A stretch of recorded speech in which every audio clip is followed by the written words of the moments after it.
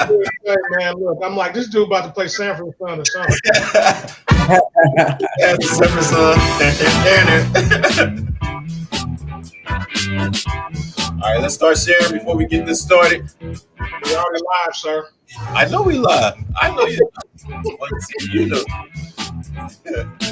You're live. Paying attention. Live.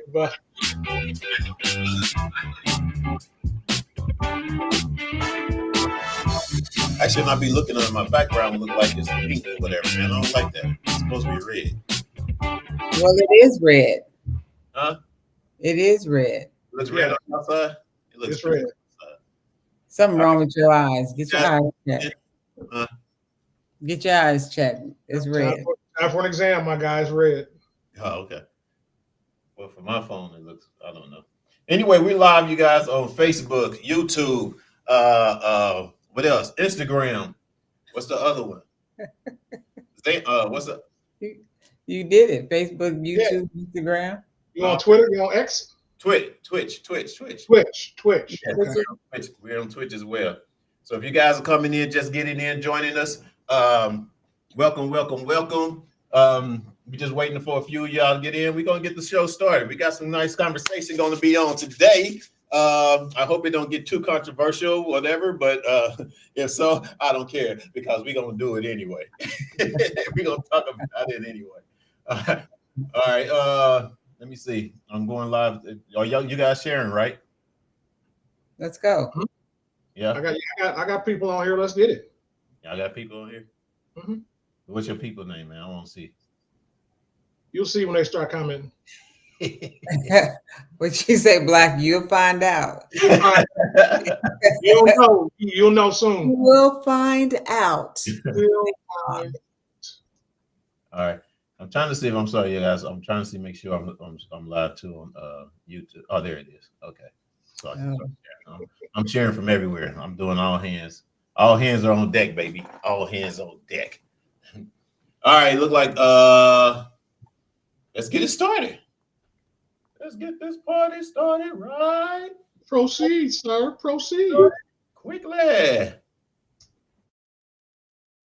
Just forget the parade and all the reasons start to fade.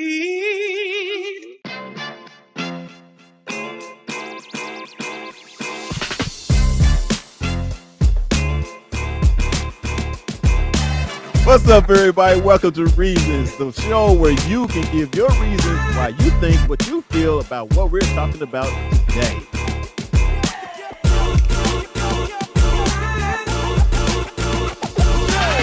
We should know this, man. We say no. Dear brother, how do y'all deal with erectile dysfunction when you're in a relationship? I wouldn't know how to do it unless I had it. And remember, if they're talking about you behind your back, they behind you for a reason. Peace. I love y'all. The reasons that we're here.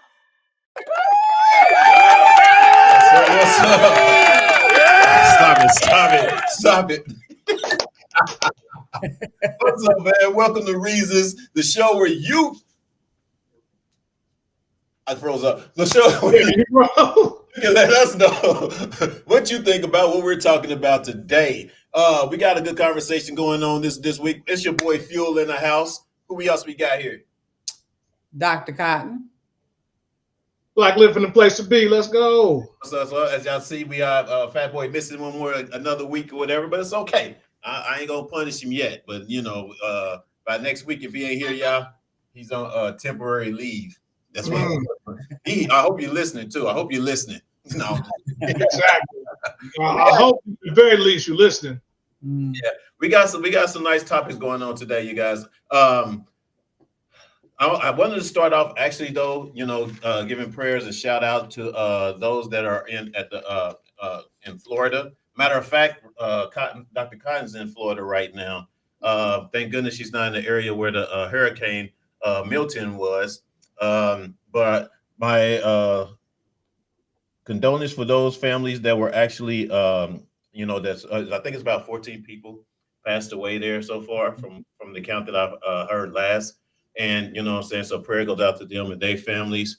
Um, they said it got up to a category 3, and that it was at least it wasn't as bad as what they were predicted to be, like a category 5. You know, it went through some of the places that normally wasn't hit though, and so a lot of people, even though they tell them to prepare, you still ain't really prepared because you don't know what's going to fly through there. You don't know how deep it actually really going to get. But they are responding, unlike what Trump was saying about the FEMA or whatever, bull crap that he was talking about as far as, them not, using money for something else. Y'all heard that whole thing, right? Mm-hmm. Yeah. So, I mean, but they're responding. Biden then went on and spoke about, Trump with the false news and all that type of stuff or whatever, and he just had a look of despair, like where you what the nerve of you and why would you do something like this or talk like this or whatever about such a sensitive situation or whatever. So it was just crazy to see that. But I don't know, did you guys notice that too, or y'all see that? Well, I'm here in Florida, and I have no interest in what's happening outside. Mhm. So I haven't turned the news on. My mom and them have been paying attention, but I haven't. And I think what it is that for me, Trump is such a turnoff that I have no interest in hearing anything he has to say. Right, Because a lot of his stuff is just propaganda and it's just lies and it's to scare people. And and if you don't know any better, guess what? You listen to somebody that he doesn't have much knowledge, and so he shows us by the way he acts, the things he says. So if you listen to him, people would be scared to death, right. if they don't know any different. So I just have no interest in anything he has to say. Yeah. Uh, but I mean, I know it's more so of a tactic or whatever to make it feel like the president or the vice president aren't doing anything or whatever to make people want to vote for it. Mm-hmm. That's his scare tactic or whatever that he's using. But I mean, it's like, what's the whole point though if you know what the news is going to be? Right. When the truth is going to come out, they're going to tell you the truth or whatever. What's the whole point of this BS that you basically, trying Because to? there are people that listen to that. Exactly. Yeah. So But the bottom line on that is it really doesn't matter, Dr. Cotton or Fuel, because the people that are listening to that are the people that are going to vote for him anyway. Yeah, So it exactly. doesn't really matter. So why would you even pay attention to that? And the bad part about it is that, there are people out here that follow him and need assistance, and they are not even applying for assistance because he's telling them there's no money. And Right. that's stupid. There is money, but you Right. just have to apply for it. And these people are they'll just sit there and go down with the ship. And I just don't understand it. The man has no integrity. And so, I mean, but the ones that are going to vote for him are going to vote for him anyway. So Yeah. it doesn't really matter. Right. No, it doesn't. And that's the whole thing. You look at a coat is a coat, but Trump is like a coat. He is. If you really look at the way he does things and how he puts spin on, things that are being said, and then the people that are just needing or wanting to have something to complain about, or they are just negative nannies anyway, they Right. listen to that. So it fuels them and what they do and what they, say. And so I can listen to him if I want to be even more down and depressed because that's just the way he makes it. And so I'm justified in my negativity. And Right. so that's what they really get into, that part. Yeah. But I've often said, and I will continue to say that just because if you follow Trump and you're a Trump fan, Mm-hmm. you may not be a racist, but you're okay with racism. Mm. Mm. You know what I'm saying? Mm. Racism is not a deal breaker to you. Right. If you listen to him, you may not be a racist. You know, I know a lot of people that follow him. I sincerely don't believe that they're racist, Right. but they're okay with racism. Wow. Yeah. That should tell you all that you need to know. Yeah. Wow. Yeah. That's true. What's But up? it is true. What's A up, lot brothers? Here, you guys. What's up with you, fam? Always in the house. I'm sorry. Did I cut you off? Go ahead, No, I Dr. was just saying what Black Lift was saying is true. There are some people they may not do all the racist things, but they're okay with it. So some people just don't want to be separated. They don't want to come together. So if we're separated, and this is the life that I've been living in, I've been in this lane all my life. I don't feel the need to cross over to the other lane or to even, um, be kind to someone in another lane. Right. Right. So it's like if your car is broke down and because I'm over here, we don't look alike, Right. but I'm not going to stop for you. Right. So you see people that go around a lot of times and they do these little things where they will be, you have one ethnicity doing one thing and a different another ethnicity doing the same thing, Right. and they're getting these different results. And that's how people are kind of living their lives. They don't want to know. They don't want to know. Yeah, I heard that. Yeah, I've seen I've seen And speaking on that, what you just said, there's a I'm trying to think. It was a white guy that was supposed to be on that was on death row or whatever, was supposed to be I don't know if it's death by lethal injection or whatever, but it was supposed to be in like a week last week. No, it was supposed to be earlier this week. And of course, because of so-called evidence and stuff like that or whatever, they of course prolonged it or whatever the case may be. I don't know if they they're doing a whole new trial or anything like that, but they at least giving this guy the chance as opposed to the black guy. What was his name? Just that they just killed, that actually had evidence that he didn't do it. Oh yeah, I know you're talking about the one in Missouri. Yeah. What Yeah. his name? What was his name again? I cannot remember Yeah, that. if you're in the comments, let me know what the name is. Or what's up, Mark? Mark is in the house. Thank you, sir, for coming in. Mark, Mark, go uh-oh. ahead. Read what Mark had to say. right. Uh-oh. Right. Mark No, said, because somebody finna get an education. But okay, you a Trump supporter. Okay, fine. okay, here, let's go here. Go ahead, Doc. Harris been in office all this time and ain't did nothing. Let me move closer. Yeah. Because she's not the damn president. The president. The vice president only has one job. She is the president of the Senate. She breaks ties. She does not make policy. The only thing she can do is go. She has to support what the president proposes. It has not. She is not running shit. Yeah. Wow. That's from sixth grade civics class. They tell you what the vice president does, and what she don't do is she don't set policy. Well, but first of all, Mr.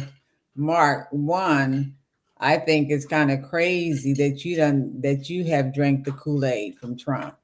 Right. And that you have sat around and listened to his shenanigans and gotten entertained by him because you are fired. So in the end, when you sit back and you listen to other people's rhetoric, which, is chaos and crazy, that sometimes kind of say what life might be for people that get involved with that. Right. A lot of people that get involved with Trump have drama. They love drama. They love chaos. A lot of people get involved with Trump, like to hear lies. They like to be against their own people. A lot of people get involved with Trump, think that he's the end all be all, but that's a mentality of man, a mindset of still being enslaved. If you think somebody like Trump is telling you the right thing and how to run your life and how to live life. Yeah. He didn't even want people of color to have any say so in New York. But yet and still, you talking about Harris, who's been in doing the job and working in the White House, the Senate, all these years, doing what she needed to do. Again, as Black Lift said, policies. Mhm. She's not the president. Yeah. She's not the president. So she has not been able to set anything yet for anything to go through or pass. She has to. A part of me, man, has I don't know why, but a part of me just I think Mark, you're just trying to start something. Probably is. You got us over here. I think you're trying to start something because let me tell because that's the thing that people been saying all along or whatever is, and that's the thing that Trump would say. You know, she's been in there. He know what her responsibilities are, and she does her job. Any position that she's had, she's done her job. When her in any position that she did not do her job. Now, is it 100% perfect? Probably not. You know what I'm saying? Everybody's not perfect or whatever. She made a better decision or whatever, and she made more good decisions than she did bad. But you're gonna continue to hark on anything bad or whatever, just to get in the position that you want or whatever the case would be to look good. That's it. But I don't want to go too much into because you guys we don't do politics like that. You know what I'm saying? We try not to, but as Sean, I say, you got something to get off your chest. Go ahead. I have one more quick comment, and this is for these so-called black men out here that are not going to vote for Kamala because they believe that we're slaves to the Democratic Party and all of this other stuff. Let me tell you something. I don't give a rat's, pardon my expression, I don't give a rat's ass about the Democratic Party. What I care about is the candidates. Trump is a freaking convicted felon. He's a convicted rapist. He's a convicted, he's been convicted of discriminating against black people trying to move into his apartments in New York. The dude is a criminal. So it has nothing to do with his party. It's him as a man. I wouldn't let that man go around my children. Right. That man lusts after his own daughter. The dude, he cheated on every wife, all you evangelicals. He cheated on every wife he's had. Hold the up. next wife. Hold up. Wait a minute. He's a bad man. Hold on. Wait a minute. I just seen something. All right. Cuz I'm about to hurt you. I'm about to hurt you. I know you playing. You better be playing. Michelle says she's a Trump supporter. I know you got to be lying. Come on. I know. Here's my thing. Even if she's not, no, I'm just saying that's her prerogative to do that. No, I'm not belittling anybody. And I don't care who you are. You ain't even. No, I'm just. I'm not belittling anybody. I'm just telling you the facts. The man, I'll vote for Republican if they have common sense values and they're cool with leaving somebody alone. But this man that y'all have put up is a mother freaking criminal.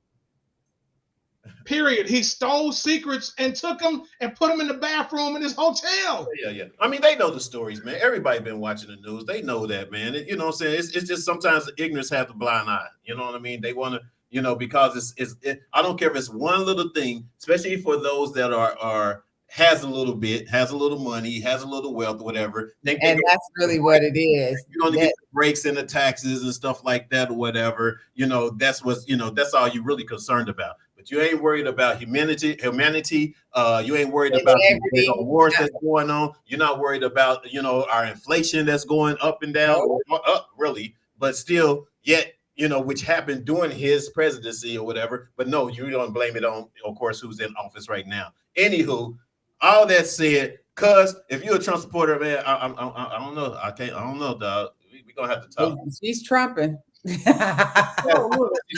Marlon's in the house, Shell's in the house. Heather, I see you. Heather's here. Thanks for your comment, Mark, man. But continue, dog. Continue the rest of the show and continue to comment. But we ain't gonna talk about Trump that much. All right. I had to get out of this. Before we even go on, you guys, I just wanted to give thanks to. I have met a young lady, and I'm gonna call them young. It's a couple. They've been married for 40 years. Oh. And I sold them a card this weekend. This week, and they were so not kind and so nice to the point where I was sharing my story of when I got shot and stuff like that. Because her they're a praying family. They're I guess I want to say a Christian family, but anyway, I want to thank Jim. and Karen Covell for purchasing a car. And not only that, and Jim, actually, he's a composer, and I think he's going to be. I'll call. I already gave him his flowers because I think he's going to be a legend in this music business or whatever. So I just wanted to thank them, and also thank them for giving me the book. It's called The Day. It's called The Day That I Met God: Extraordinary Stories and Life-Changing Miracles. And it has stories in there about their lives, and things that they've encountered in their lives or whatever. And I shared some of my stories with them, just out of humble, because I tell people on the show, but I don't really like just spread out, talk about it, you know what I mean? But I felt comfortable in talking to them and everything, which I hope I'll be talking to them some more or whatever. So shouts out to you guys or whatever. I just had to get that out real quick. We got some comments. We got a lot of comments, y'all. Let's see what we got real quick. Who's this? Austin. I definitely want to hear more about your opinion. Oh, you're gonna hear some more. You're gonna hear a lot. I told you he's a young friend of mine that he kind of needs some guidance. So Marlon, you was in Florida? He said the hurricane was insane. Huh? He said he left Monday, went to his parents' house in Atlanta. Yeah, man. I didn't know that's where you was. Yeah, my daughter was there. My daughter was in Tampa Bay, and they were kind of like trying to be iffy on leaving or whatever. Thank God, they did what I asked to leave, and they ended up going to Atlanta for 4 hours, to a hotel in Atlanta. I think they left on Tuesday, and then yesterday, last night they left and went to Kansas City. So they're in Kansas City right now or whatever. But yeah, it's insane, man. You just can't, you just can't just sit there and just wait for this shit to happen. Wait something, to come towards you or whatever. What else did he say? He said he lives in Orlando. Oh, okay. We were running out of gas all over Florida. When I got notification that it was Category 5, I had to go. E40 voice. Right. Funny. Hey, but yeah. But it didn't reach. I don't think it reached Category 5. It did reach Category 3. There was like 14 people that passed away that we know of. The count that I've had last might have been more, of course, but. Like I said, we said earlier, the prayers go out to them, to those families. Jill's in there you go, Jill. What's up? Jill's in the house. What did Mark say? We can't see. Yeah, that Harris been in office all this time and they did nothing. Yeah, and Shell talking about she voted for. Shell, I just can't believe it. Sorry, cuz I can't believe it. Huh? Look, like I told you, that just lets people know that you're not a racist, but you're okay with racism. Mm-hmm. Yeah. And so it is what it is. That's the way to look at it too. And that like I said, because I have family members that are that way, and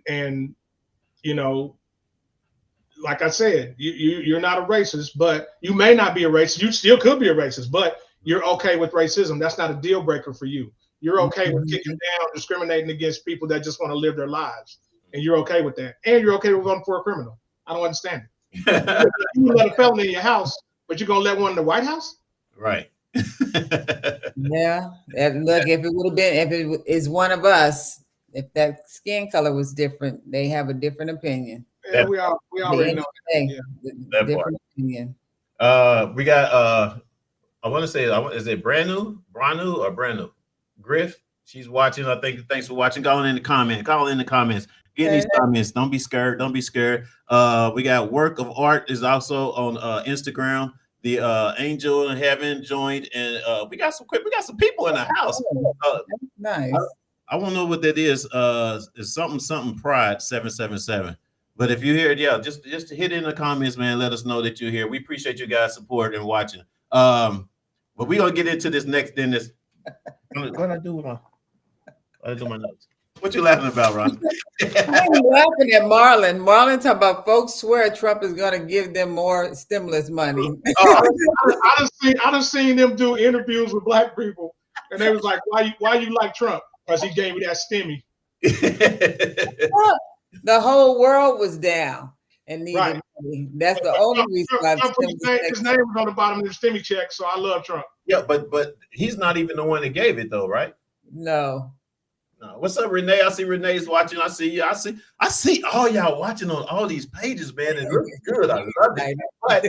What'd y'all say? What'd you say? I said, you excited? I am. I know, right? Yeah.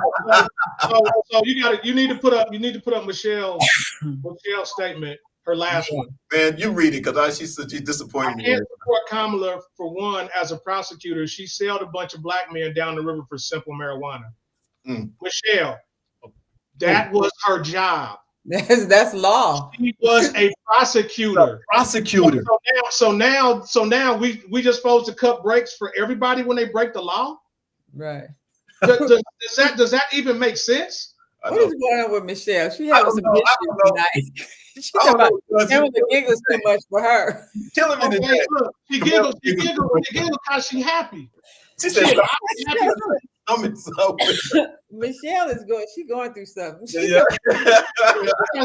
Yeah. No, she look, like I said, she didn't fell into the propaganda hole with this whole black men down there. No, she did her job, and it wasn't even her. It was the individual prosecutor within the county.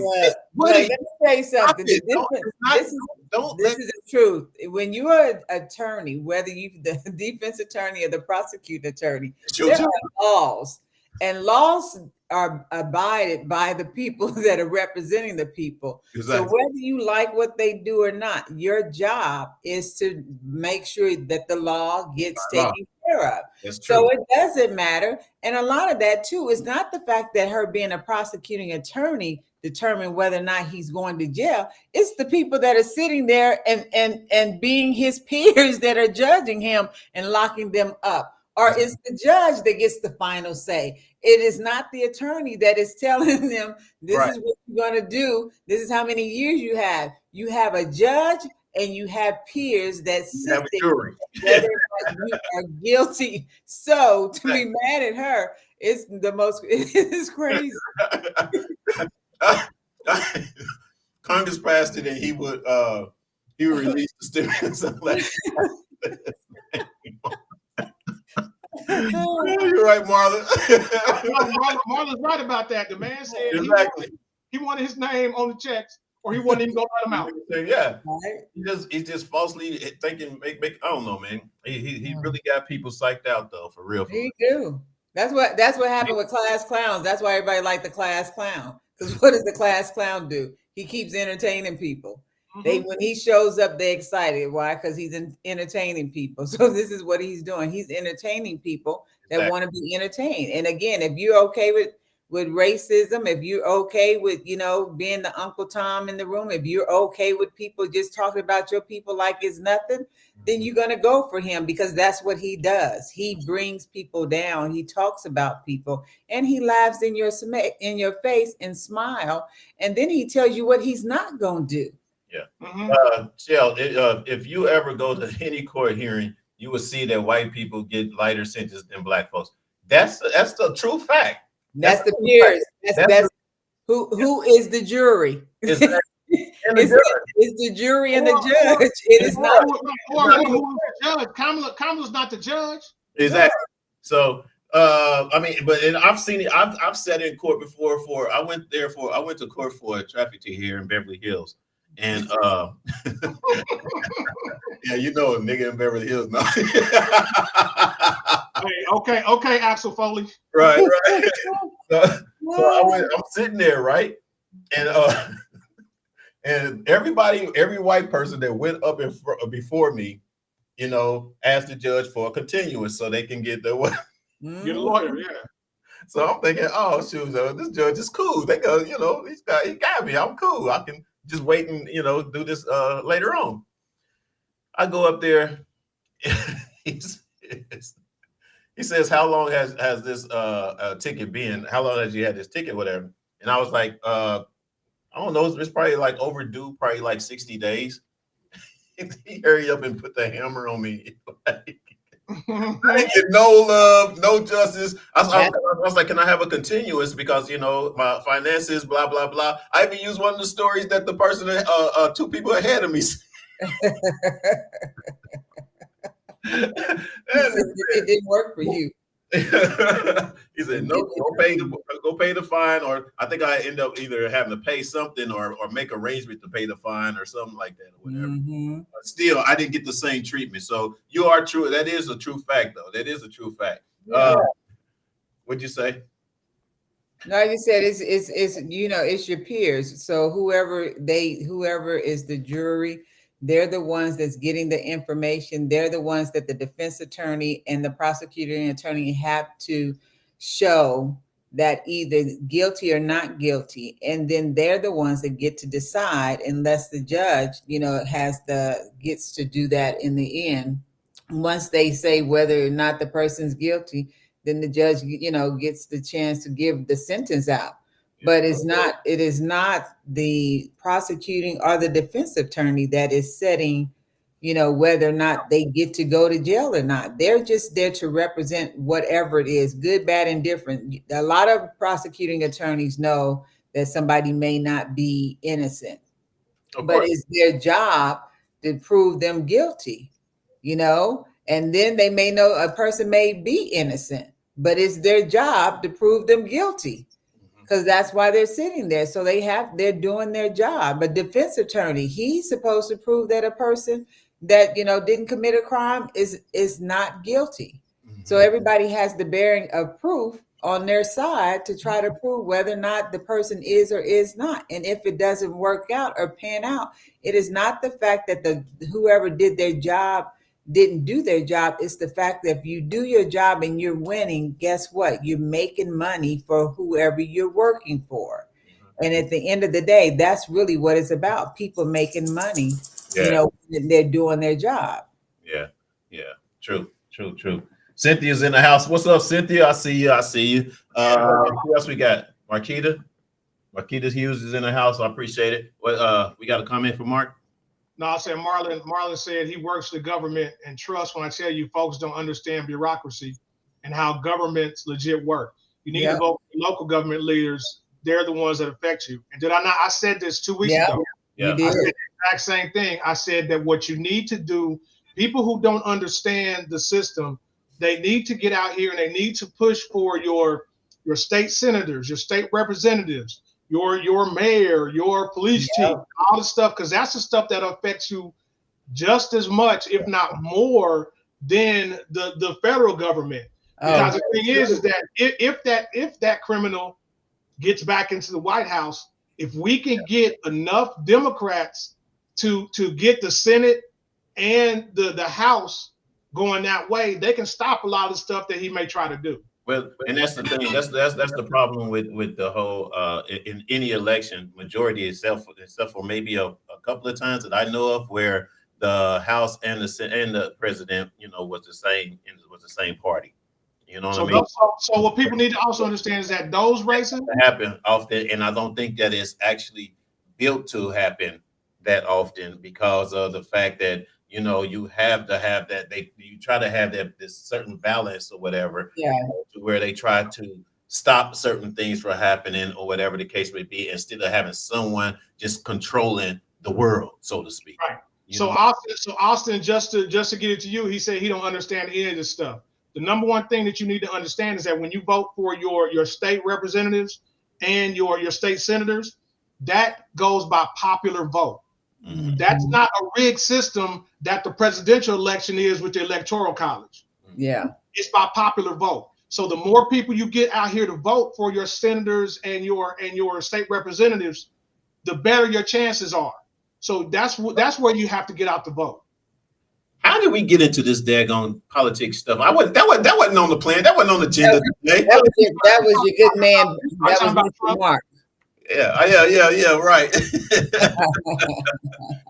It's all good. All right. Well, let's get into our topic, man. Navigating identity, understanding and embracing personal gender and sexual identity. We're going to start off with Dr. Cotton, since you kind of Yeah, let's put that out. So, I mean, where was your, or what was your thoughts behind this when you was, you know, letting us know like this? You have a lot of people out here trying to figure out who they are these days. Mm-hmm. You know, they're not sure, they're questioning themselves. And a lot of that is, you know, again, that I think a lot of stuff is based off of trauma. Mm-hmm. You know, things that you experience, go through, what you see, don't see. So sometimes you can start questioning who you are. And again, it goes back to, you know, you being and understanding who you are, liking yourself, loving yourself, respecting yourself personally. That's how you embrace who you are. And when you're embracing who you are, that's when other people embrace who you are. If you're not sure of who you are, a lot of times other people try to make you or want you to be somebody that you're not. So they try to influence you. So you have, like, if you look at the millennials now, a lot of them, because they're not comfortable with themselves, they mimic what they see. Mm-hmm.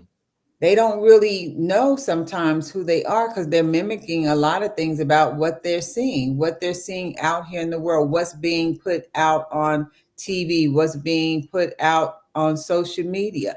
So instead of me just being true to me, now I'm mimicking the things that I see because it looks interesting. So then you question, you know, if you really, like, they got all these pronouns. Right. Everybody want to be something other than a him and a her. Right. Mm-hmm. So now when you see people and you say, well, these are my pronouns, I want you to address me by that. Unfortunately, I don't do that Mm-hmm. because what I see is that you were born a man or a woman, and that's how I address you in that manner. But if you have people that are not firm in who they are, they will always trickle into what other people try to push them into. So, you know, back in the day, and I'm dating myself. Back in the day, it used to be a real big problem when people did display of public affection. Mm-hmm. You know, people will holler at you, oh, go get a room or go do this. You know, you need to go do something, because why? They didn't want that to be something that was being seen outside of the home. And they didn't want people, you know, wanted people to do these things so that somebody else can see them. But now, guess what happens? Everything that's supposed to be about being heterosexual is now taken, and anybody can do anything they want to do in public. Mm-hmm.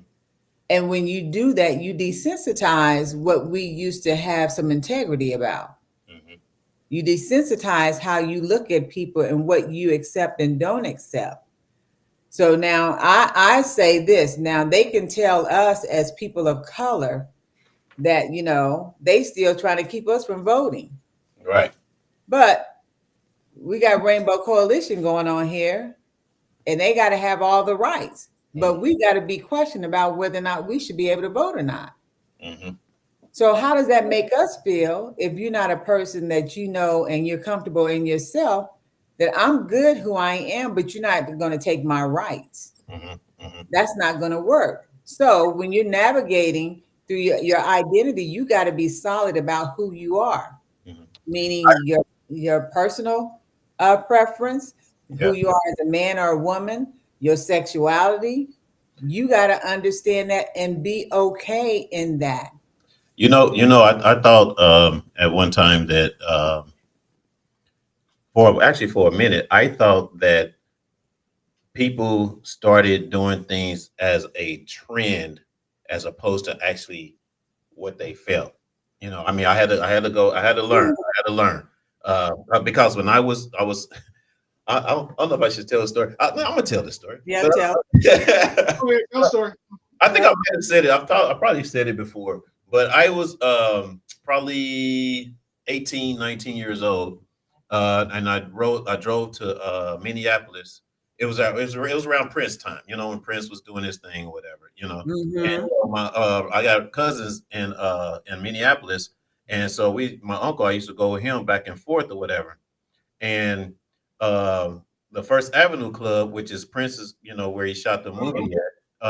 You know, was all, you know, on and popping or whatever. We drove past it. It was I still remember to this day. It was wintertime, and I'm just looking, and I'm more so amazed that, oh man, this is where Prince did his movie or whatever. Oh man. And I'm looking at it and whatever. And then I see two guys there kissing. And my heart just like dropped. Mm-hmm. Because I had this feeling like I had this like feeling, you know what I'm saying? That was kind of like, I don't know. It was at the time I thought it was disgusting.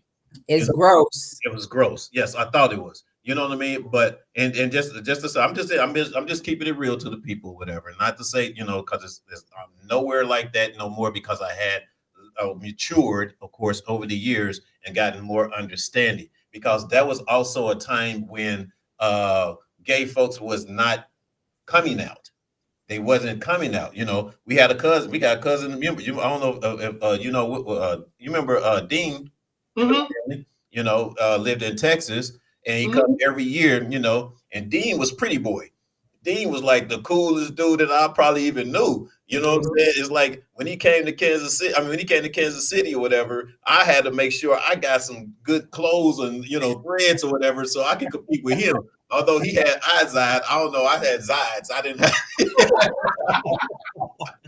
You know what I'm saying? But I was still trying, you remember when they used to have a collar up or whatever? I made sure when they had my collar up, I'm just as cool. You know what I'm saying? And then when some years had went past or whatever, and the girls, I mean, I'm telling you, the girls was always around him and wanted to be with him and all this stuff. And I'm thinking like he got the girls. So, like, how are you doing all this, right? And then come to find out, man, like probably it took almost until everybody started coming out. It still probably took maybe like a good 10 years before he actually, came out or whatever and said he was gay. I think my aunt knew he was already, but we didn't. Yeah. I think she know. My aunt knew it, but we didn't know. And so that kind of what helped me mature, because this was someone that's in my family, someone that I care about, somebody that I love. You know what I'm saying? To the point where it didn't. After I found out it was him, and I couldn't just throw away that feeling of, oh, that's my cool cuz, blah blah blah. You know what I'm saying? I wasn't gonna be like, oh man, nah, I don't. You know what I'm saying? No, that's my blood, that's my man, that's my boy. You know what I'm saying? So regardless on what he is and how he had to, I started feeling for him how he had to hold that in for so long. It's kind of like, man, you had to be someone else. You had to play like that you like women or whatever, but that's not who you are. You know what I mean? So it took me a while to mature in that, you know what I'm saying? I hope people are or I mean, I think it is now, but at a point I did think that it started being a trend. Like people, okay, well, I'm just going to be gay. You know what I'm saying? Or I'm just going to do this or whatever. And I'm going to be with a girl or whatever the case may be. You know what I'm saying? But then I had my daughter. Mm-hmm. And then, I understood basically from what she told me how she felt and what she felt. You know what I mean? And so, that thing just it gave me more understanding. It gave me more reflection on what people had to go through, back in the day. You know what I'm saying? And not really being themselves or whatever. And I knew I didn't want that for my daughter, not to be herself, not to be with somebody just because. You know what I'm saying? So, learning your sexual identities and and embracing it, is a true fact that we have to embrace. Ourselves, you know what I mean? So yeah, that's my story. Y'all. Sorry, did I go long? You did all right. You did all right. I went. It's a thing that back in the day, when people were finding themselves in precarious situations, and old people tell you to keep your skeletons in the closet. People kept their stuff to themselves. They didn't try to make it your business because it was their business. Now, with everything and the fact that we have more people in entertainment that is showing up and showing out and making a big deal out of whatever and whoever they want to be, then you have a lot of these people following suit. So we get inundated with people that are wanting to express themselves. Express yourself, but do it in private. I don't want to see it. It's not my business. But you can express yourself. You can be whoever you want to be behind your doors. But when I go outside, that's not something that I want to be. So, you have parents that are raising these young kids that are having to be exposed to stuff that they shouldn't really be having to be exposed to. Why are you in school telling kids about, different things that they should not be hearing? So we have just gotten so lax in life and how we're doing life that people are more wrapped up in themselves and what they want, and they're not thinking about the bigger picture. When you spoke about kids, Can I say something real quick? go ahead. So, Dr. Cotton, let me ask you a question. So basically what you're saying is that if you're gay or something like that, just stay in your house and don't come out in public. No, I'm saying keep it. You can do whatever you want to do, but don't make it where it has to be so flamboyant. So the one thing that I noticed when I moved from the Midwest to the East Coast is that I noticed that a lot of people want to be seen. It's like it's a freedom thing. They want to be seen. So I don't have a problem with you being you, whoever you may be. But don't be so outlandish that is sometimes it can be overbearing or it's just unnecessary. Yeah. Because you turn people off. People may be trying to get to know you, but I can't get to know you really and really who you are if everything got to be so flamboyant. If you got to act and be this one person when you may really on the inside be somebody else. You could be a truly beautiful person on the inside, but if your outer appearance and the way you act and how you do things is opposite of that, it turns people off. Me, I don't have nothing to say to you because I'm gonna let you do what you do. I think I done got like just used to it now, I guess.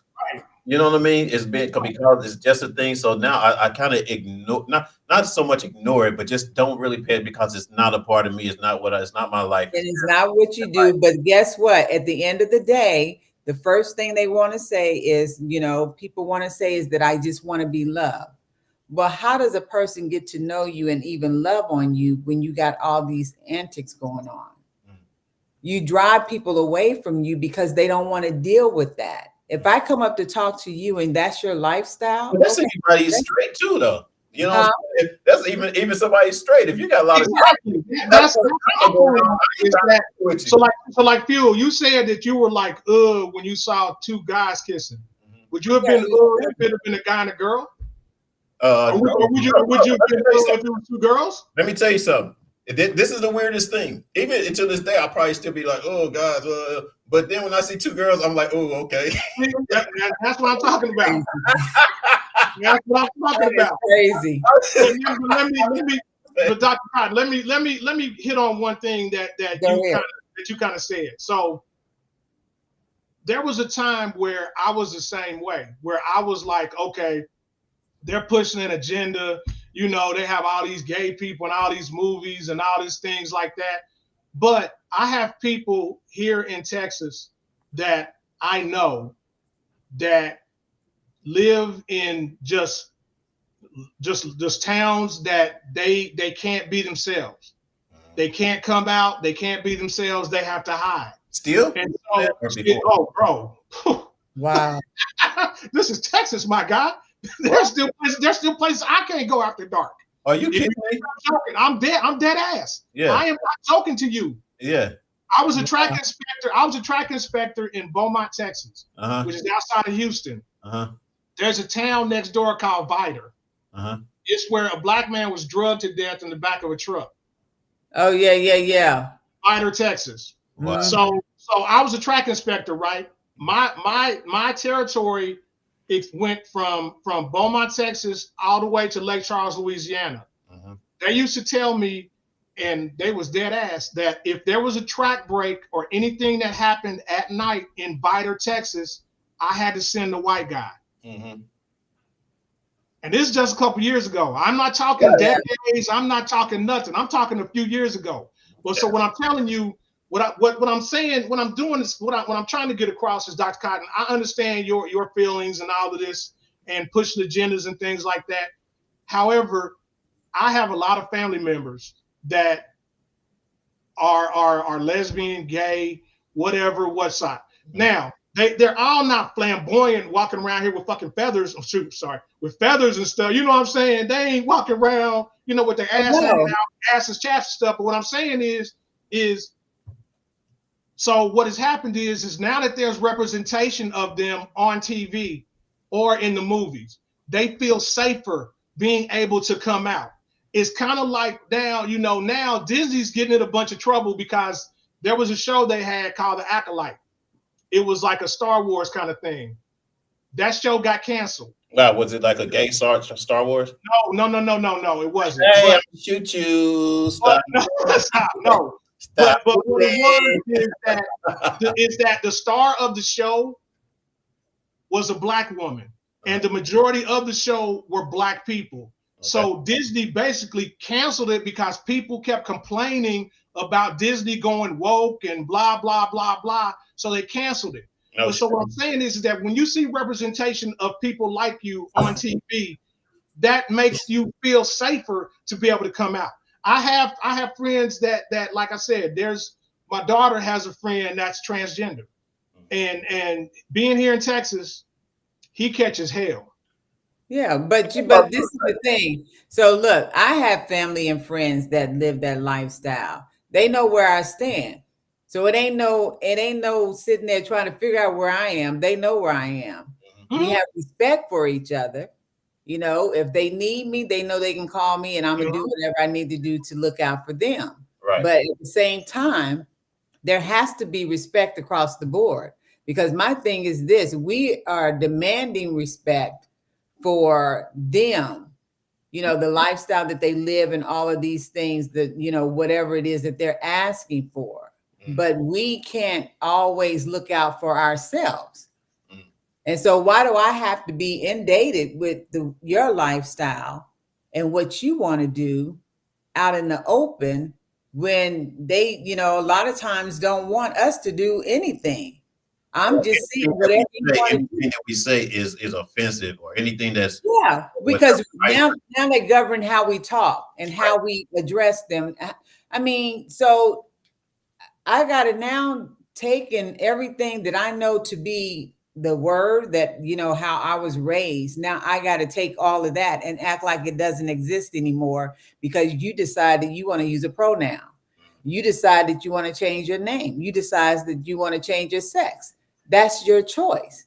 You know, I don't have nothing it's against, your choice. Yeah, I don't have nothing against, like you said, that whole thing. The only thing I have against is, you know, say for instance, if because of the way I was raised, that the time and in the time that I was raised, you know what I'm saying?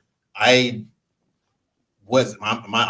not what's the word? I'm not tuned in to certain things or saying certain things or whatever. So, you know, like if you're a butch girl or whatever the case may be, you know what I'm saying? You know, I don't know to call you a he or to call you a she or whatever, you know what I'm saying? And I'm going to slip up because what I see is a woman, is a girl. So Thank you. That's basically what I'm going to say. You know what I'm saying? Now, I might correct myself or whatever to be respectful, you know what I'm saying? The case, but for someone to constantly or jump on me quickly, like, well, you know, that ain't no girl, you know, but why you got to call it, you know? No, I was just kind of raised that way or whatever, you know what I'm saying? And if that's what they want to be called, I can go back and I can, you know, say something from that point.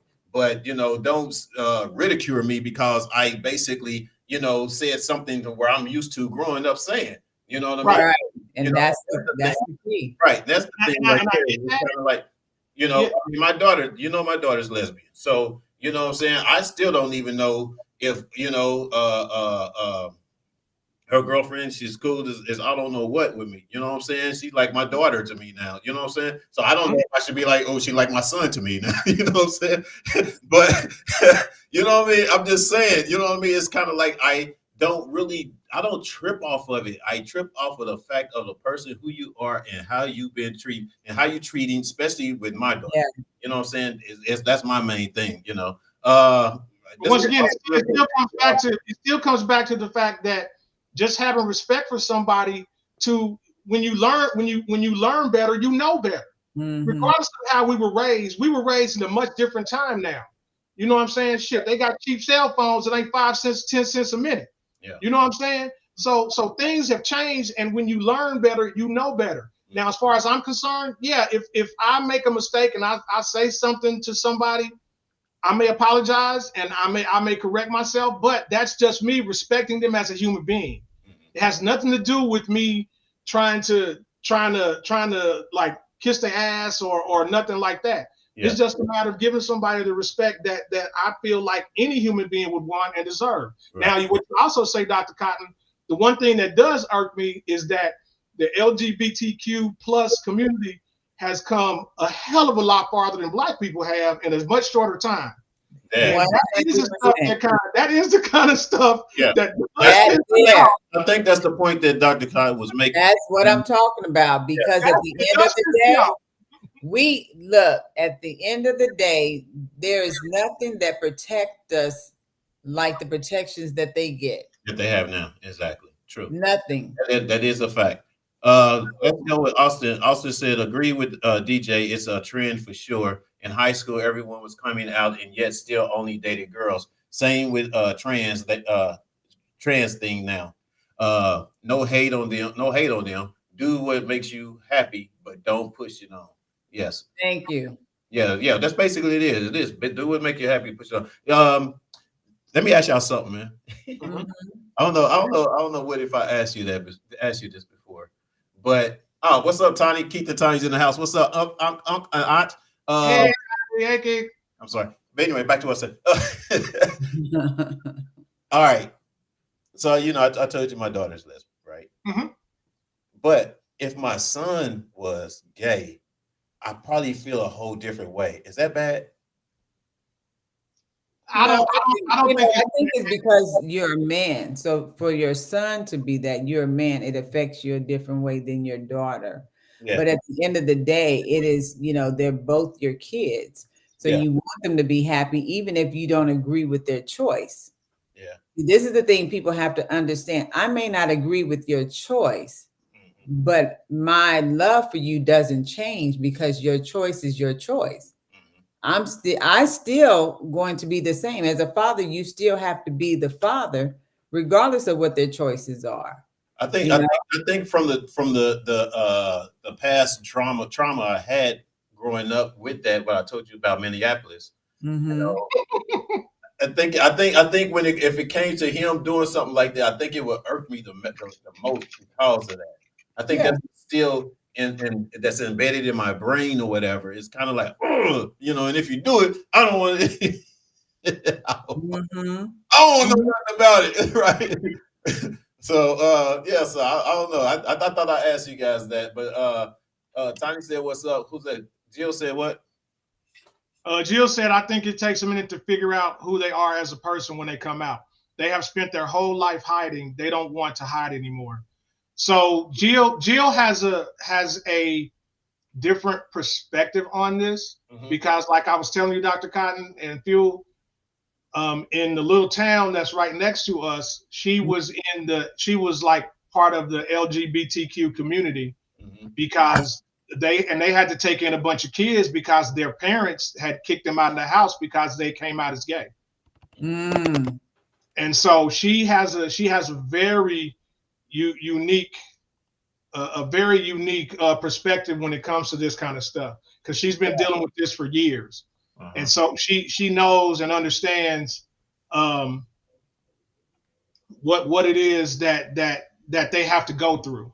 Yeah. And I mean, the thing is this, they people can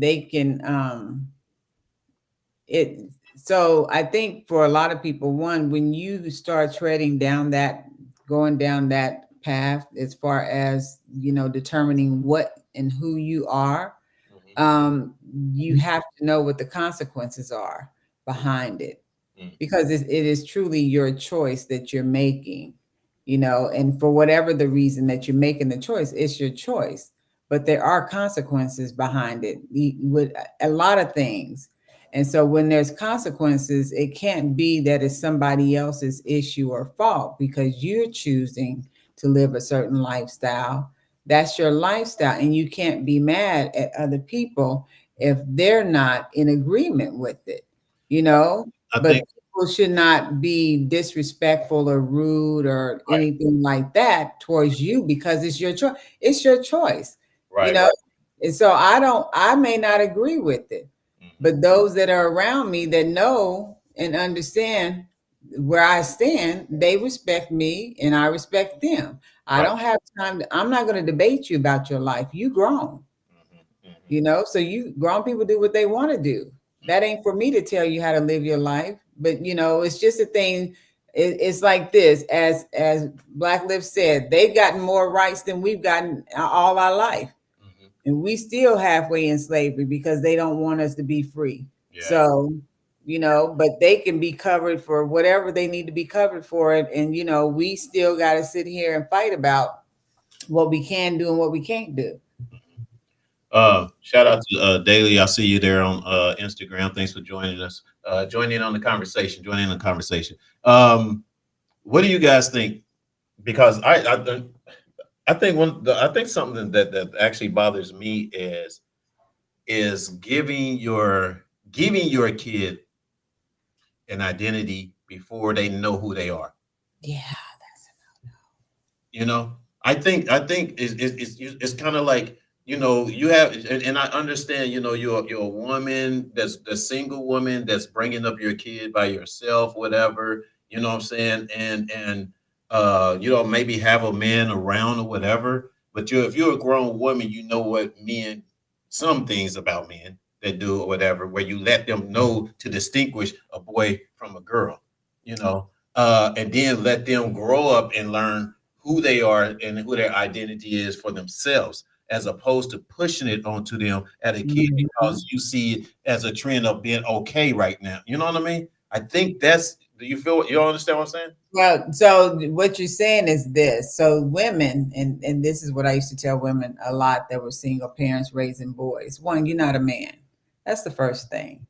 As a mother, your job is to nurture. Your job is to train or teach them things, you know, especially helping them understand what it is as far as them being an individual person and how to take care of themselves. Just in case something happened, you're not around. It's not necessary that your family's going to want to take care of your children, you know, but it is not my job to be a man and trying to teach my sons how to be a man. This is where you get mentors for them. This is where you get the men in your family to step up and play a part in their life. This is where you put them, you know, in At church least or in introduce sports. it to them. Introduce that to who they are, Yeah, identify exactly. the male from a female part or whatever. And But the problem with that is, Stephen, a lot of women that have these children and the fathers are no longer there, they're so bitter behind the person that's not there that they tend to spew over in their emotions to their child, especially their man child. So then the young child, that's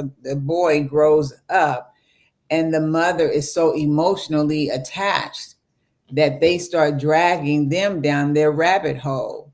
So now the child is starting to be very emotional about how their mom feels. They're wanting to try to be the man of the household because this is what mom wants or needs them to do. She's talking about stuff to them she should never be saying, having a conversation with. And if she has girlfriends that have daughters, then they're around the girlfriend who got the daughters and they're listening to all this women talk, so they're picking up all this feminine um, stuff that they think is a natural thing for them as young boys because there's no man around that they can see to show them or teach them that, hey, this is not what men do. This is not what young boys do. This is what girls do. And explain to them separation from a boy and a girl. I That's think that's what my they whole do. thing. Yeah, that's my whole problem. Is it's that's, I mean, I won't say it's a But problem so because it is what it is for people. So my whole thing is not introducing it to them, or at least letting them know at a young age or whatever. And one of my problems is, no, go ahead. What was you going to say? What did you was going to say? So I so interrupted. what I was going to say is that if anyone has ever actually taken time to look into that situation or the whole LGBTQ issue, there's a lot of them that when they got older and they finally came out that they were gay, a lot of them actually said that they felt like they were in the wrong body as young as 4, 5, 6 years old. And Yeah. that's before any agenda was pushed on them. Exactly. Yeah. And that is You see because what I'm saying? And And so, but there's the thing though. There are those that have that has that growing gender up. dysphoria, yes. Those that's doing it because it's okay. You know what I'm saying? yeah, Uh, you already know we was and I've said it before. We was raised by 5 aunts. You know what I'm saying, and my grandmother. You know, women. my uncles wasn't really around. I knew, a guy or what the guy's supposed to do, whatever. But as far as really being around and raising, I seen them 80% of the time. You know what I'm saying? Mhm. But yet they still taught me that, hey, I'm a boy. This is what you do. This is what boys do. This is blah blah blah. This is what the girls do. You know what I mean? Like you just Mhm. said, Dr. Cotton. But them telling you is not going to change the way you feel. If No, you no, act that way in that age. it's not gonna not for a true not for if you truly there and if you Right. truly identify as what you identify, yes. But I'm saying for like a lot of people now, I mean I'm talking about, okay, say for instance, do you well, I don't know, I to be honest I don't believe, and I might be wrong, y'all can correct me on this, but I don't believe Bruce Jenner thought he was gay when he was younger. I don't think he go all them years, have all them kids or whatever, and just all of a sudden feel like, oh, but all the flamboyant shit that's been going out or whatever the case, it's okay, change my gender, I can do whatever I want to do, blah blah blah, whatever. I don't That's how I look at it, but I don't know, I could be wrong. I disagree on that one, but I mean, I don't think he was she was a rich man at one point, so she had no reason to be influenced by anybody. Mm-mm. You yeah, know what I'm saying? None. yeah, all his daughters, all his No, so no, talking his he's daughters what sexy, and he wanted to be sexy too. look, look, that dude produced some banging daughters. You know what I'm Exactly. saying? So he's But kind of like, still, well, no, yeah, but that's between him and Chris. I think the thing back then, he could have had those emotions. He had three other kids way before he hmm got with the Kardashians, but he could have had those emotions, but because of who he was, and then again, right. you're in the talking lifestyle. about back in a time when you It wasn't know acceptable. it wasn't acceptable. But the reality is, he ended up marrying someone who, she was okay with a lot of buffoonery. So he could be himself, whatever he thought he wanted to be. That was their thing. That was the secret that they were holding on to, and they didn't let people know until now it's done and over with. But again, whatever it is there, whatever triggers or whatever trauma, whatever it is that causes a person to decide that this is what they want to do, especially after you old as Methuselah and you decide that you want to change and switch up, there are still people that the thing that I realize, they don't talk about the people that have made those choices to be in that lifestyle, but then decide later on that they're coming out of that lifestyle.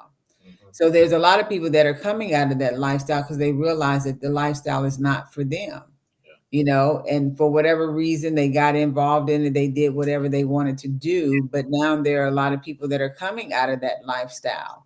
So, I think when you get a clear understanding without all the hoopla, without all the people in your ear trying to convince you or trying to get you to stay in something or make you think or feel that something is the right way to do it, when you get to yourself and you actually can just hear you think without somebody telling you who you are, then you become clear about where you want to go, the direction you want to go in. It is always, you having a clear drive to knowing that I am this person. And because I am this person, you can't get me to be somebody else that I'm not, because I'm clear about who I am. And a lot of times you can get caught up in other people and other things that will make you think, well, I may need to change what I do. Because I know a lot of people, you know, their kids have decided that they done had 100 kids, but now they decide that they want to be in a same sex relationship, you know, and then there's some people that are coming out of that. They don't no longer want to be. That's the one. That's the part. There is such a thing as bisexual.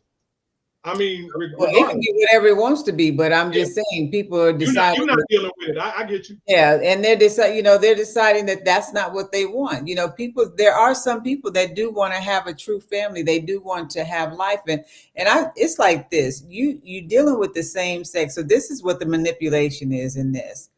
If I'm a woman and I understand what I want and I like as a woman, how I want my life to be and all of that. Right. It is easy for me to tell another woman what she wants or likes because we're the same. We're going to have the same desires about how we look, all these different things, what we're doing and all that. We're going to have the same ideals about being a woman a lot of times. So the thing is this, I can appeal to somebody because I know where they're at. And the same thing with guys. You're a guy, you're a man. You know what a man likes, and you know what you don't like. You know how you want to live your life. You know the things that are cool for you. So what do? If you're going to live that lifestyle, you normally are attracted to people that are kind of like you. Right. Y'all like the same things. So you're dealing with a person that is really you, but just another person from somebody else's mother. That's all. So, you know, you're getting what you are. But at the end of the day, when you stop and you start really being you and you say, ooh, who am I really? That's why people in 30, 20, 40 years start changing up because they're not the same person that they were when you met them a year ago. 2 decades ago, they're not the same person. They now have a clear mind. They've thought about some things. They're growing up. So as you grow up and you mature, things change. Your perspective changes. Yeah. So you do different things. So, you know, it's just, but, you know, people got to figure out, just know who you are. That's all I want you to do. Yeah. There have been gay and lesbian people throughout history. Just for the record, before we go into this next topic, I love y'all. I love your gays, LABGQ, whatever y'all initials are. I don't care. Got much love here at Fired Up Broadcasting. So I just wanted to make that clear. I think the discussion is more on understanding. So I don't want to get no whatever, no bashing or whatever the case may be, because that's not what we do here. It's more so of understanding where we are in our lives as to what we understood to things that has come up in the past, you know, from the past. It's an open dialogue, and us as older people, exactly, and we have had to deal with the stuff that this younger generations had to deal with. Yeah. If someone, like you said, that's on here that are, you know, gay or something like that, and agree or disagree what we were saying, you know what I'm saying? Don't be afraid. Don't be afraid. You know what I'm saying? It's an open dialogue up in here. You know what I mean? There's no judgment. So I just wanted to make that clear. What do you call it? Disclaimer. That's what I needed. That disclaimer right there. Lance is in the house. What's up, LA? I see you, dog, on there. On where you at? On Instagram? Yeah. That's what's up. We got it. Oh, what did Jill say? Was it just now safe for him or her to do so as far as coming out? But yeah. Oh, okay. All right, man. Can we move on? That's good. Let's go. All right, we got. Can you ever earn forgiveness for the past transgression? Go ahead, Super Black. So what brought this up for me, and I'm gonna tell you right now, it was discussion that me and my wife were having, okay? And we were talking about Chris Brown. And her thing was, I don't listen to Chris Brown. I don't F with him because he beat Rihanna and blah, blah, blah, blah, blah. Right. Which we know he did. Right. Okay. But what I was trying to explain to her, what I was trying to get her to see was at what point, or is there a point wherever somebody is ever going to be able to move on from that and not be forgiven? Because once they say you may forgive, but you'll never forget. But, you know, at what point can someone can earn forgiveness for their past transgressions, or is it just never? No, I think everybody should be earning forgiveness for their past transgressions because nobody's perfect. Nobody's perfect. That's the whole thing. People have to remember we're not all perfect. Everybody has made a mistake. There's some mistakes you wish you could do over. There's some you wish you never done. So the reality is if we are constantly passing judgment on somebody else because of what they've done, then you got to think about the things that you've done. And would you or would you not want a person to forgive you? If you're going to make a big deal out of it, do you not want a person to forgive you? So if you walk up to somebody and, swear at them or do something crazy and, walk away, and then you see them a couple of weeks later and then you want them to act like, what you did or said wasn't a big deal and, you want forgiveness, well, you got to be able to forgive somebody else. The thing is this: when people do things that are offensive towards somebody else, and especially people that you say you love, one, when you laying your hand on somebody, that means you're trying to control them. That's not love. And I think we get caught up in the whole LOVE, because when a person uses it and that's what you're looking for, then you take it that, oh my God, they're so into me, they love me, and they just, and that's the trickery. That's a manipulation, because somebody will slap you and say you made me do it, and then no, I didn't do that. You lift your hand for yourself. I didn't raise your hand. I didn't do anything. So if you tag me, then that's on you. It ain't me doing anything. Yeah. So you can come back to me and say it's my fault, because if anything I do to you make you feel like you got to raise your hand, then you might be ready to die, because once you raise yours, I'm raising mine's double. Because people have to realize you can't take and do something and then excuse yourself as if you didn't do it, or excuse yourself if the person that did it, that you did it to, caused you to do it. No. I don't even understand when people have that kind of anger. Like, where do you get that kind of anger that you feel like you got to do something to violate another person, and then you're apologizing, or you trying to keep a person to not say anything? Just like, Is there any point of any kind of forgiveness though? That's the thing. You have to forgive, even if it hurts you. You Phil said no. forgive. I don't have to, no. No. Let me tell you something. No. At the end of the day, when it's all said and done, you gonna sleep better. You're gonna have a better. You're gonna have a no. You're gonna have a better life and sleep better, and you're gonna have a better outcome when you forgive a person for whatever they've done. Because see, once you forgive, now all of that is off of me. I no longer have to take ownership of it because I've forgiven you.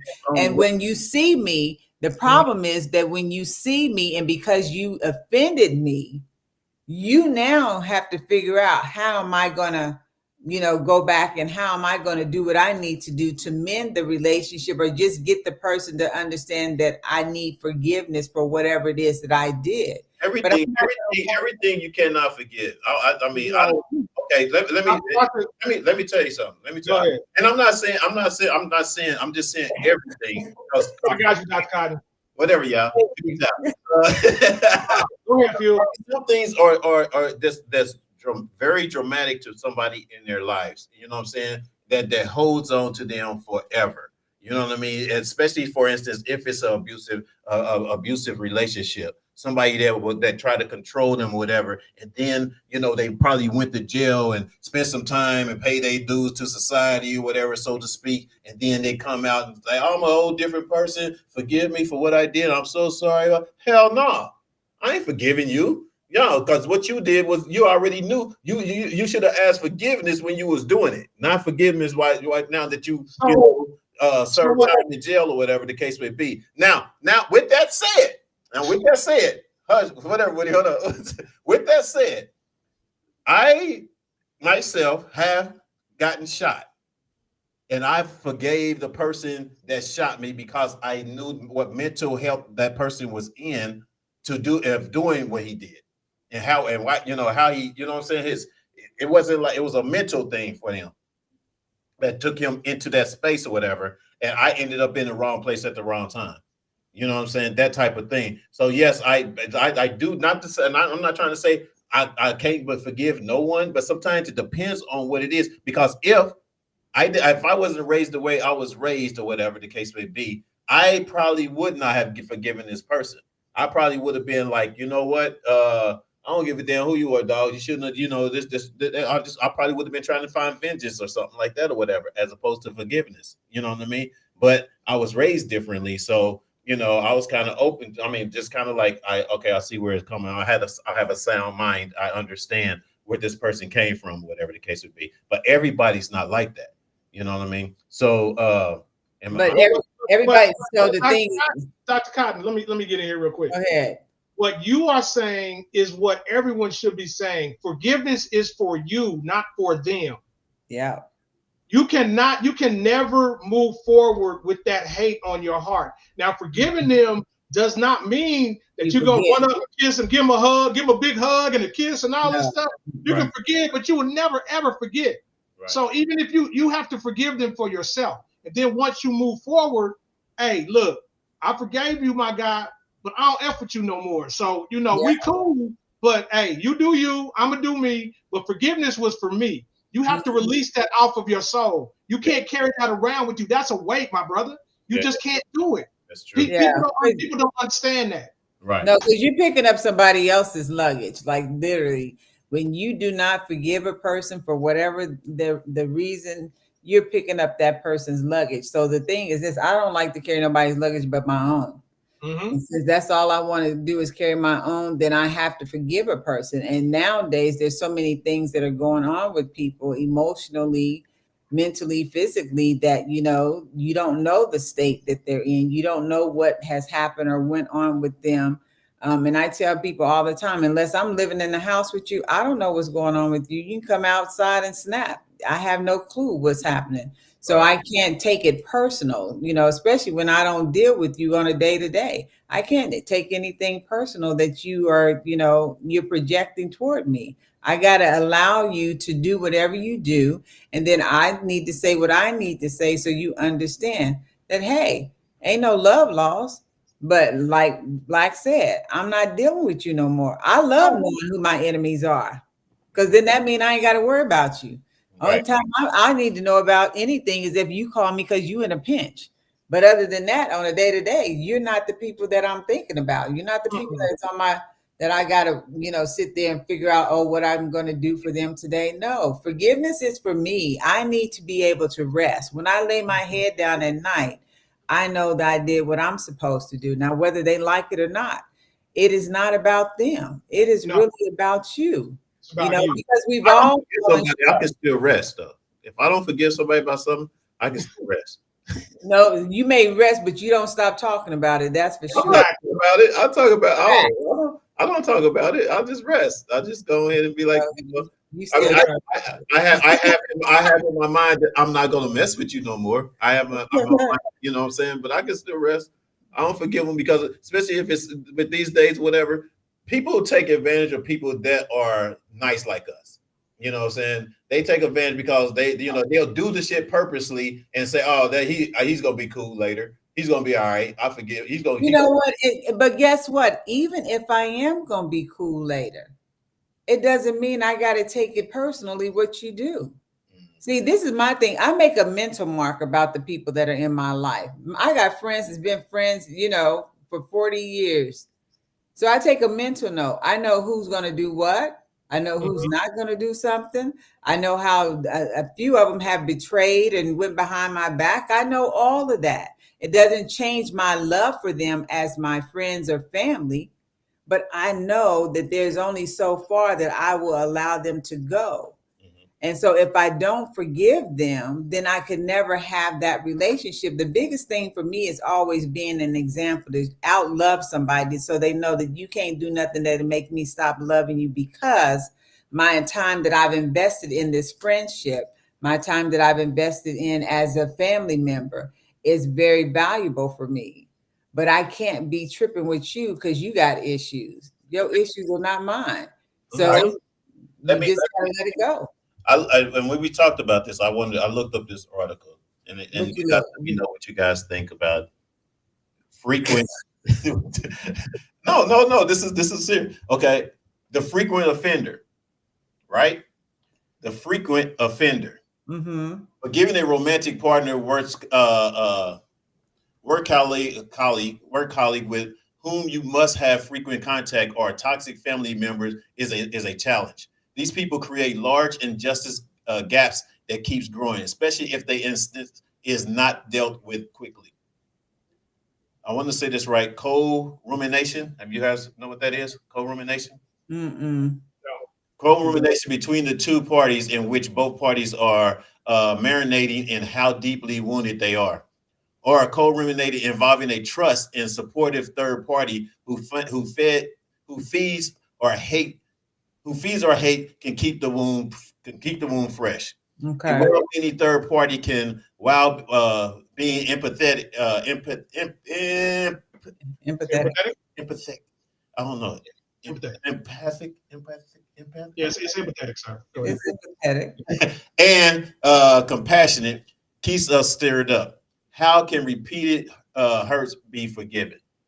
Well, I think the biggest thing is this: when you got repeat offenders, that's what I call them. Then it is because other people a lot of times will not say anything. They keep their mouth closed. They don't tell you or redirect you when you're doing something, or you say something you shouldn't say. So there's some repeat offenders that are around me, and the first thing they'll say when you say something to them, they say, "Oh, well, I didn't realize."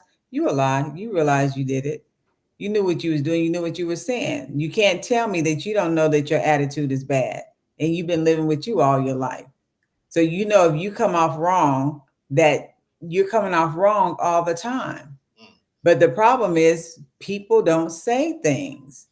So when you have a repeat offender, it is because people are afraid to say something because they don't want the person to be stirred up and to really act crazy and do anything. I think I said to you guys before, that when there was a family reunion and the one person in the family that, would have a little bit too much to drink and start, tormenting everybody else, nobody wanted to say anything. They wanted to run. And then the day that me and him got into it, it was a thing that, hey, I'm not running. That's the first thing. Second, watch your mouth and your tongue. And if you get flippant, understand I play just as bad as you play. So we're not going to go there. And when it happened, now he's shocked, but the next day he's embarrassed. Why? Because nobody else had ever stopped him or ever even said anything or told him about himself. Let's use that. Let's use that for example. Can I? Hold on, real quick. Let's use that for example. So this person comes to the parties. He acts a fool or whatever. Repeat offender. He's okay. So do you forgive that person? Or Oh yeah, look, it wasn't. No. I'm talking. Do you just? I mean, you may forgive them that first time, but somebody that keeps coming back, Oh no, you just no. forgive Look, after the first time dealing with me, you ain't coming for me again. No, but You don't want because the thing is this. Let me tell you something right. about But that's not my question. That's not the question though. The question is, if that person came back with you although you might have nipped it in the bud at the time and you forgave him for it or if whatever. he comes back again, it's gonna happen again. That's all I'm saying. I'm not. If they come back again, see the thing about people that think that they can bully you, they will keep doing the things that they do until they wear you down. If they think they can talk crazy to you, and we think sometimes that keeping our mouth closed, walking away, resolves things, make things better, or we just, we're keeping the drama down. But what people start doing is, when you're on the playground and somebody checking you out, you got a new bike, you're getting ready to go home. The bullies that are sitting around waiting for you to leave want to see who got that bike. When they catch you and you got your bike, they either want you to let them ride, so they play with you a little while to taunt you to get to ride the bike. Then after they taunt you a little bit, the next day they come back, do the same thing. Now by the third day, somebody's taunting you. Now they want to take the bike home and they're going to bring it back to you tomorrow. So do you let them take it home, or do you stand up for yourself? No, if you got good sense, you stand up for yourself, because if you go home without the bike, your parents are going to be waiting on you. Then you're going to have to answer to them. So the reality is this: sometimes you just got to stand for what's right. Okay. Even when a person You still didn't answer my question though. So, what do you? no, I'm not gonna. If you come again, if you come for me, then I'm coming for you. That's all it is. If you come for me, I'm coming for you, because I'm not gonna sit there and let you keep doing the same thing. Eventually, what happens is you're gonna figure it out. So the cold hard reality, and my wife will attest to this. I have a saying that I say all the time, and she knows I mean this to the hilt. People will only do to you what you allow them to do to you. 100. You follow me on that? People will only do to you what you allow them to do to you. So, like I said, so check this out. If I loan you $10, right? Mhm. And I'm like, hey man, I need my $10 for gas, like, in a couple of days. You got that? Cool. Okay, cool. And then I got to track you down and you don't get my bread, right? Okay, bet that. It just cost me $10 to find out you a bum, and I won't F with you no more. Mm-hmm. I came out cheap. Mhm. You know what I'm saying? So people will only do to you what you allow them to do to you. And so you can forgive them. You can forgive them because you have to get that off your soul. But you ain't never gotta forget. I will never And ever. this is the thing for me. A lot of times when people do or say things to me, it is not even that serious. Like No. I would literally laugh in your face because you may be thinking you're doing something. It means nothing to me. So I don't take people what they do or say. I don't take it personal because I don't deal with you on a day to day. Let me ask you this. Let me ask y'all this. It says after several hurts or offenses, we tend to generalize from events to the person, right?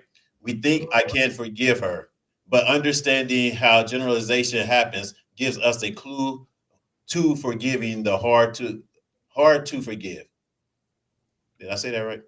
But understanding how generalization happens gives you a clue to forgiving the hard to forgive. We pick a single hurt, usually one that might be symbolic of other hurts from the offender, and we forgive it. Then we pick another hurt and another. Generalization can then work for us because we can get to the place where we think I forgive her. So, tip number 6 is this: for repeat offense, forgive one hurt at a time. Do y'all agree or disagree? I agree, but it won't even get that far. How many hurts you think I'm Yeah. I mean, you talking about like 6, 7, 8 hurts? Okay, we're just gonna go back to the last one. No. People only do to you what you allow them to do to you. So if I get to hurt number 2, you don't have to be allowed them to do nothing. Just like, for instance, what Dr. Cotton was just saying. If you got an uncle or somebody in the family just constantly come to the parties and act a fool, you know what I'm saying, and they come across you, regardless. He's not thinking about, oh, I did this to her or whatever the case. I better not mess with her. Yeah, they're not. They're drunk. They don't care. You know what I'm saying? But it's up to each individual.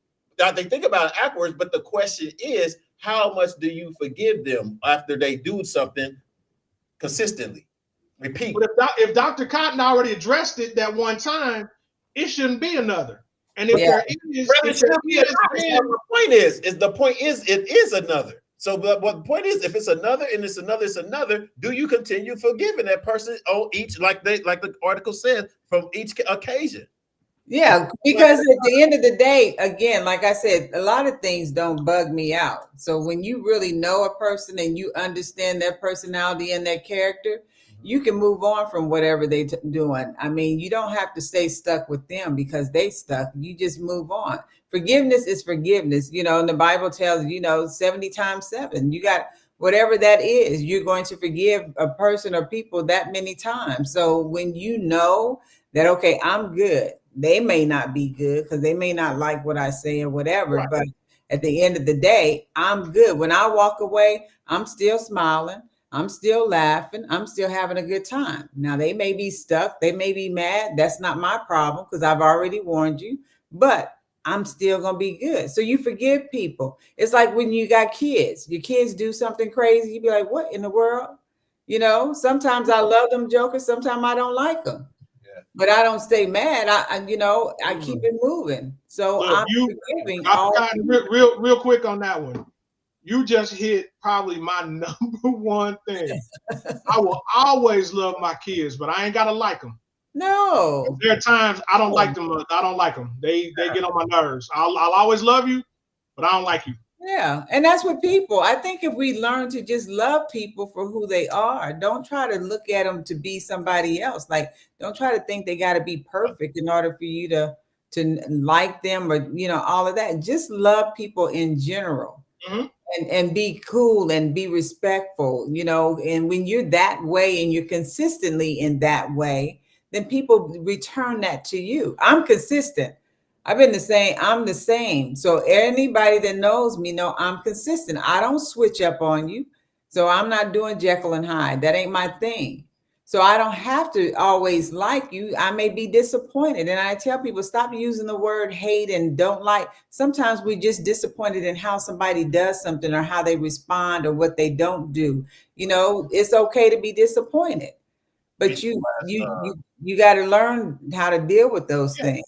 Right. I will never say hate, but like I said, there are people I don't like. Yeah. Right. Read this last comment, and we're gonna go. Then came Peter to him. It's Matthew 18:21 and 22. Yeah. Then came Peter to him and said, Lord, how oft shall my brother sin against me, and I forgive him? Till 7 times? Jesus said unto him, I say not until 7 times, but until 70 times 7. Yep. And at church, when, our pastor tells us to practice Matthew 18:15. I'm not. 70 times my ass. I ain't. Oh, I'm sorry. I'm sorry, Auntie. Yeah, I am so sorry. I'm so sorry. Well, you need to practice Matthew 18:15, man. And that's, I'll start practicing now that I said it. Yeah, you need to practice it, because let me tell you something. This is a true thing. When you can go and talk to somebody that has an ought with you, that has made you upset or whatever, but you can go 5 minutes later and say, hey, you know what, I didn't agree with that, or it's okay for us to disagree or whatever. People will start respecting you more because you're coming to them, telling them how you feel, and you're not waiting a week or so later when they probably not even thinking about it, or they done got real angry because now they're trying to figure out why you're not talking to them. It's easy to go and address a person that offends you right away than rather than waiting, because the thing is this: you want to be able to say what you need to say and be able to come from a pure heart, not one that is sitting and festering with evil intentions and how to seek revenge and all that. So it's better to go and address a person right away. But again, practicing Matthew 18:15, where it tells you how to do that. And then when you do that, you'll find that your communications with people, when you having disagreements, it gets better. You learn how to communicate better. What is wrong with you? You got. I'm getting a Charlie horse in my leg. I don't know if I've been sitting too long or what. I just Hey, real quick before we gonna be out of here, guys. We as usual, we always go over time. Lance said he's on Instagram. What's up, LA? You can give someone that much power over you. You can't give someone that much power over you. Release the person by forgiving them. She's right. She was talking to you, Cotton. Exactly. Then he said, know who your friend enemies are. Yeah. Your frenemies. Your frenemies, exactly. He said the weight is on you. Oh, wait a minute. That's what. Yeah, she said, all right. She said, Aunt Tiny said, all right. It's still, she's talking to you, Fuel. All right, it's still the word. The forgiveness is for you. The other person don't care, but the weight is on you, not them. That's what Dr. Come on, Auntie. Tell him. That's what I told Tell him. him. Hey, I told you forgive people for yourself. Hey, Auntie, I'm Tiny. Forgive me for what I just said. Forgive me for that comment. But see, if it was you, she ain't gonna forgive you. Yeah, she gonna forgive me. What you talking about? Mm-hmm. What the hell? Yeah. That's gonna do it, man. Hey, y'all. I thought man, we can go on and on and on with these conversations, y'all. But whew, we ran out of time, and I have to cut down on our. She said I did already. Yeah. See, because she loves me. of course. But yeah, I mean, yeah. The reason I'm cutting time too right now too is because when I edit this, I don't have to. It takes so long. You be getting Charlie horses. Break it down, right? I got 20 horse, man, like big time. But all right, man, that's gonna do it for us, guys. Once again, another great show. Anything, Woody? You got anything? Now, once again, just everybody tell somebody. Let's get more people in here. Let's try to spread the word. Let's let everybody come on in. I love and appreciate every single one of y'all that's listening to the sound of my voice. Dr. Cotton, thank you again for coming here and appearing. Trust me, you are truly refreshing. Even when I don't agree with you, I appreciate the dialogue. So that's what I love the most. And Phil, you already know you a fool. I love you, cuz you make my neck hurt, man. I just shake my head. Whatever, dog. What is he saying, Lord? Whatever, dog. Thank y'all. That's what's up. You got, Dr. Cotton? Well, as always, be true to yourself, be good to yourself, and love yourself, because nobody else will do what you do for you.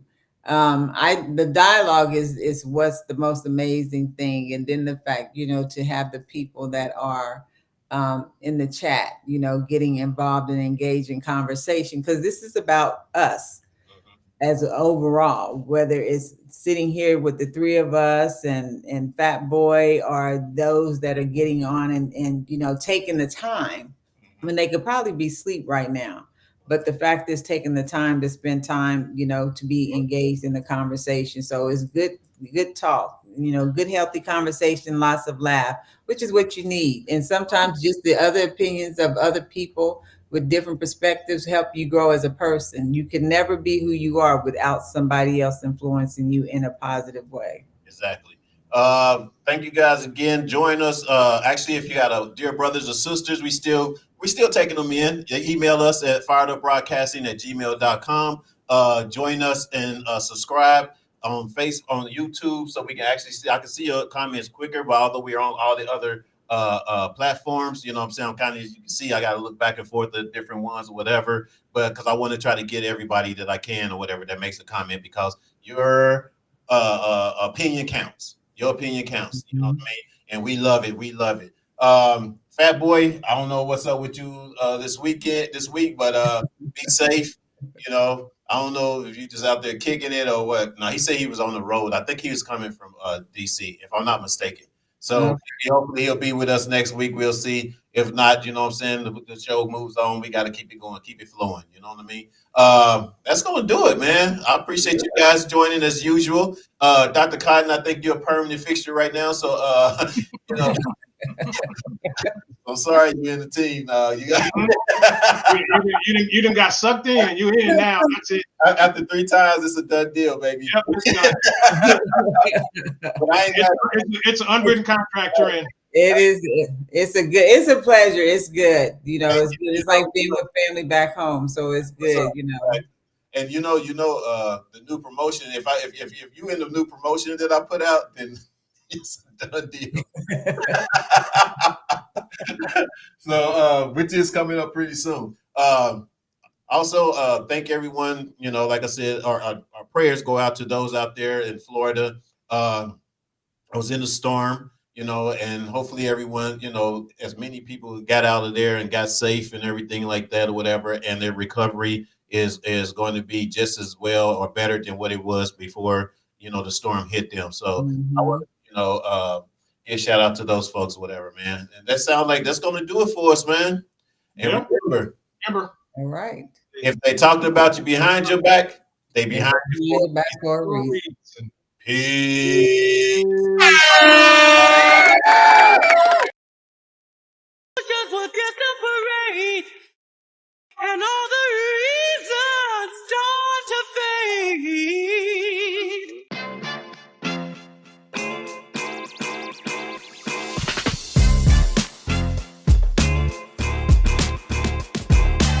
What's up, everybody? Welcome to Reasons, the show where you can give your reasons why you think what you feel about what we're talking about today.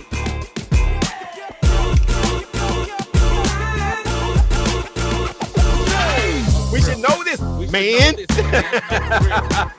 We say no. Dear brother, how do y'all deal with erectile dysfunction when you're in a relationship? I wouldn't know how to do it unless I had it. And remember, if they're talking about